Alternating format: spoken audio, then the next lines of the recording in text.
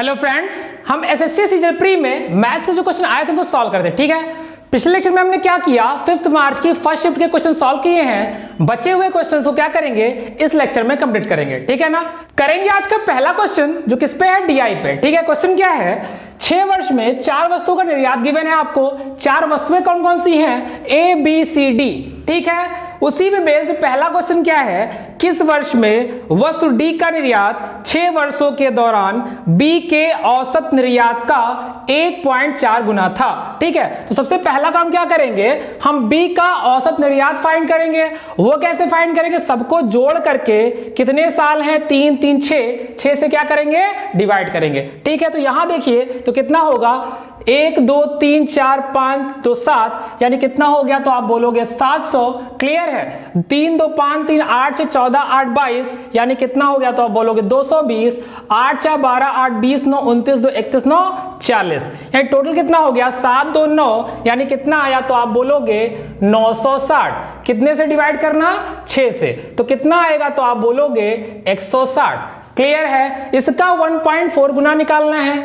160 into 1.4, decimal से 0 cancel हो जाएगा। 16 का 14 से गुणा करना है, तो क्या करिए, 16 का 16 से 256, 2 गुना ज्यादा लिया है, 2 गुना पीछे आइए। 32 जब माइनस तो 256 से, तो कितना आएगा, तो आप बोलोगे 224। क्वेश्चन ने पूछा था किस वर्ष में वस्तु डी का निर्यात 6 वर्षों के दौरान बी के औसत निर्यात के 1.4 गुना के बराबर था। तो 224 डी में कहां मिलेगा देखना है, तो आप देख रहे हो 2013 में, यानी इसका आंसर क्या होगा, 2013। क्लियर है, नोट कर लीजिए।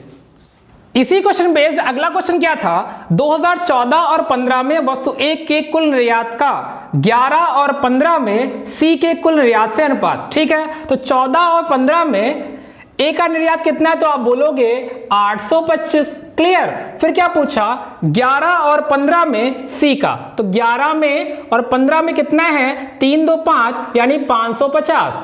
आपको इसका रेशियो फाइंड करना था। ठीक है, तो यहां ध्यान समझना, ये 11 के पहाड़े में 11 से 77, 11 5 55। क्लियर। यहां काटे तो कितना होगा, 50। फिर काटे तो 25 या 75, 25 गुना 50 है, कितना होगा, 3:2। क्लियर है, नोट कर लीजिए।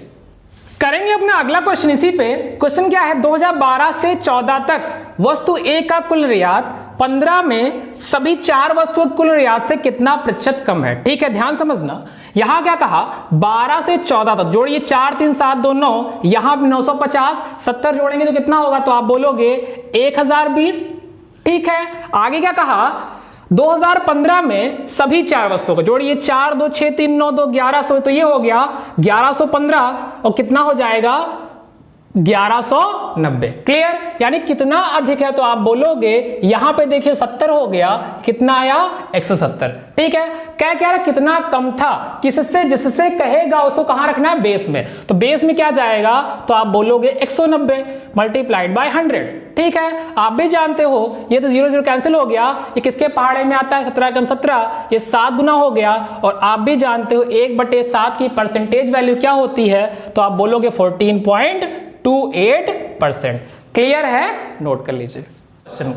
करेंगे डीआई में बेस्ड चौथा क्वेश्चन। क्वेश्चन क्या है, 2010 12 14 में 10 में चलना है, 12 में चलना है, 14 में चलना है। ठीक है, वस्तु डी का कुल निर्यात, वस्तु डी की बात कर रहा है 10 में, 12 में और 14 में। ठीक है, आगे क्वेश्चन ने क्या कहा, 2011 और 12 में, 2011 और 12 में सभी 4 वस्तुओं का कुल निर्यात का कितना प्रतिशत है। ध्यान समझना, यहां पे क्या करना है, इनको क्या करना है, ऐड करना। तो देखिए 2 2 4 3 7, तो ये हो गया 7, तो ये 700 हो गया, यानी कि आपके दिमाग में क्या आया, 700। यहां पे 14, 47 4 51 61 9, कितना हो गया, 70। तो जोड़ने पे कितना हुआ, तो आप बोलोगे 770। क्लियर है। यहां जोड़ी तो क्या होगा, 2 1 3 2 5 2 7, 2 1 3 2 5 2 7 यानी कितना हुआ, टोटल हो गया यहां पे 1400। क्लियर।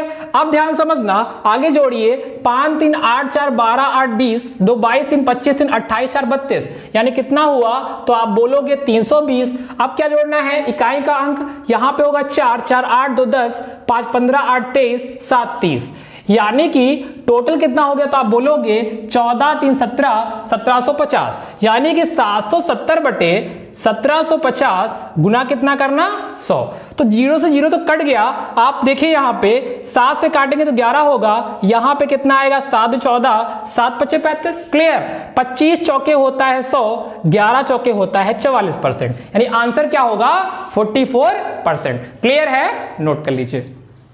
करेंगे अपना अगला क्वेश्चन पाइप और टैंक पे। क्वेश्चन क्या है, पाइप ए और पाइप बी एक टैंक क्रमशः 10 घंटे और 40 घंटे में भर सकते हैं, ठीक है। सी टैंक से जुड़ा हुआ एक आउटलेट पाइप है, आउटलेट मतलब बाहर फेंकने वाला। यदि सभी 3 पाइपों को एक साथ खोला जाता है तो ए और बी द्वारा मिलकर टैंक को भरने में लगने वाले समय से 80 मिनट अधिक समय लगता है, ठीक। ए बी को 7 घंटे तक खोला जाता है, फिर बंद कर दिया जाता है, ठीक है। टैंक सी को कितने घंटे में खाली कर सकेगा। इस क्वेश्चन का सॉल्यूशन हम 2 तरीके से देखेंगे, ठीक है। पहला तरीका ध्यान समझिएगा, अगर ए भरता है 10 घंटे में, बी भरता है 40 घंटे में, इसका मतलब कंबाइन अगर मैं मान लूं टैंक की क्षमता 40 यूनिट, तो यहां पे क्या होगा, ये 4 आ जाएगा, ये 1 आ जाएगा, क्या आ जाएगी एफिशिएंसी, यानी कुल कितनी क्षमता होगी 5 यूनिट पर आवर। अगर 5 यूनिट भरता है प्रति घंटे, भरना है 40, इसका मतलब कितना टाइम लगेगा, तो आप बोलोगे 8 घंटे। क्लियर, 8 घंटे का मतलब क्या हुआ 480 मिनट, ठीक है। अब क्या क्या रहा है, अगर सी खाली करने वाला भी आ जाए तो 80 मिनट एक्स्ट्रा लगते हैं। 80 मिनट एक्स्ट्रा का मतलब अब कितना लगता है, तो आप बोलोगे 560 मिनट। क्लियर है, यानी कि 80 मिनट एक्स्ट्रा तब लगता है, कब एक्स्ट्रा लगता है, जब सी आया। और सी इसका मतलब क्या हुआ, सी ने लगातार 560 मिनट क्या किया होगा, पानी को बाहर फेंका होगा। क्लियर, अब एक बात ध्यान समझना, ये 80 मिनट ए और बी को एक्स्ट्रा काम करना पड़ रहा है, किसकी वजह से, सी की वजह से। क्लियर, मैं ऐसे भी सोच सकता हूं कि ए और बी 80 मिनट में जितना भर रहे होंगे, ठीक है, सी उतना ही 560 मिनट में खाली करेगा। क्लियर है, अब ध्यान समझना, अगर मैं कहूं टाइम का रेशियो, तो आप बोलोगे 7:1। किसका है ये हो गई सी का टाइम, ये हो गया ए और बी का कंबाइंड टाइम। क्लियर, अगर टाइम का रेशियो 7:1 है तो इफिशियंसी का रेशियो कितना होगा, तो आप बोलोगे 1:7। क्लियर है, यानी कि मैं ये कह सकता हूं कि ए और बी की कंबाइन इफिशियंसी सी की कितनी गुना है, तो आप बोलोगे 7 गुना। क्लियर है, अब क्वेश्चन ने क्या कहा था, ए और बी को 7 घंटे तक खोला गया, ठीक है, यानी कि 7 घंटे तक जितना ए और बी भरेंगे उतना ही सी को क्या करना पड़ेगा, खाली करना पड़ेगा। क्लियर है, इफिशियंसी 7 गुना है किसकी, ए और बी की, तो कंफर्म है टाइम 1/7 लगा होगा। इसका मतलब 7 घंटे में जितना ए और बी भरेंगे उसको खाली करने में सी को इनका 7 गुना ज्यादा टाइम लगेगा, यानी कितना टाइम लगेगा, तो आप बोलोगे 49 आवर्स। क्लियर हुआ, यानी कि ये तो हो गया मेरा पहला तरीका, नोट कर लीजिए। फिर दूसरा तरीका देखते हैं, देखेंगे अपना दूसरा तरीका। ध्यान समझना, ए कितने घंटे में, 10 घंटे में, बी कितने घंटे में, 40, कंबाइन इफिशियंसी 40। क्लियर है, अब यहां से देख रहा है, ये हो गया 4 यूनिट, ये हो गया 1 यूनिट, कितना यूनिट पर आवर भरते, 5 यूनिट पर आवर दोनों मिलके, यानी कितना टाइम लगा, तो आप बोलोगे 8 घंटे। क्लियर, अब सी आया तो 80 मिनट, यानी कि मैं कह सकता हूं 1 सही 1/3, यानी जोड़ूंगा तो कितना होगा, तो आप बोलोगे 28/3 घंटे लगते हैं। अब ठीक है, अब भरना कितना था 40 यूनिट, अगर तीनों का साथ में निकालने कंबाइंड इफिशियंसी, तो यहां से कितना होगा 40/28/3। क्लियर, तो यहां से कितना होगा, ये आएगा 7, ये आएगा 10, यानी मैं बोल सकता हूं 30/7 हो गई क्या, तीनों की कंबाइन इफिशियंसी, किसकी किसकी, ए बी और सी। ठीक है, ए और बी की 5 थी, तीनों की हो गई 30/7। अगर मैं यहीं पे क्या करूं, 5 में से 30/7 घटा दूं तो किसकी इफिशियंसी आएगी, तो आप बोलोगे सी की, यानी कि मैं कह सकता हूं 35/7 में से 30/7 आपको घटाना है, तो यहां पे कितना आएगा, तो आप बोलोगे 5/7 यूनिट। ये किसकी इफिशियंसी है, तो आप बोलोगे सी की। सी 5/7 यूनिट प्रति घंटे खाली कर रहा है। क्लियर, 7 घंटे तक ए और बी चले तो 1 घंटे में भरते हैं 5 यूनिट, तो 7 घंटे में 35 यूनिट भरा होगा। इस 35 यूनिट को सी को खाली करना है।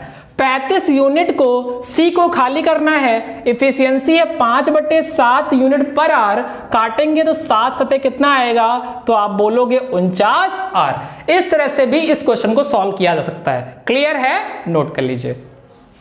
इस तरह से हमने 5 मार्च की फर्स्ट शिफ्ट कंप्लीट कर ली है। ठीक है, अब क्या करेंगे, अगले लेक्चर में 5 मार्च की सेकेंड शिफ्ट स्टार्ट करेंगे। ठीक है ना, थैंक यू क्लास।